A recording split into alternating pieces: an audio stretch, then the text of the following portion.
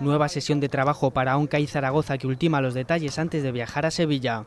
El equipo aragonés busca continuar con el buen nivel exhibido en las últimas citas y para ello podrá contar con un Pedro Llompart que ha dado el susto en la sesión. El base ha completado el entrenamiento sin problemas tras un golpe. Del mismo modo, Henk Norel se ha ejercitado con sus compañeros y parece listo para competir. Joaquín Ruiz reconoce que el encuentro de este domingo puede ser un partido trampa. Al final no deja de ser otro partido en el que nosotros tenemos la ilusión y siempre las ganas de ir a por todas.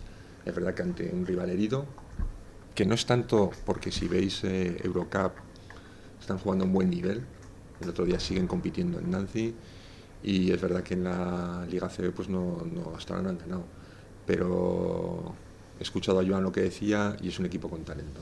Será un encuentro especial para Joan Sastre. El jugador rojillo regresa a la que fue su casa y no oculta la emotividad del duelo.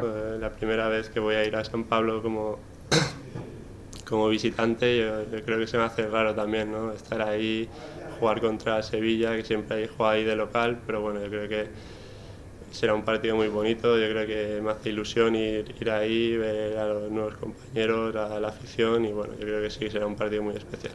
Así, el CAI Zaragoza espera sumar una nueva victoria y continuar con su particular crecimiento.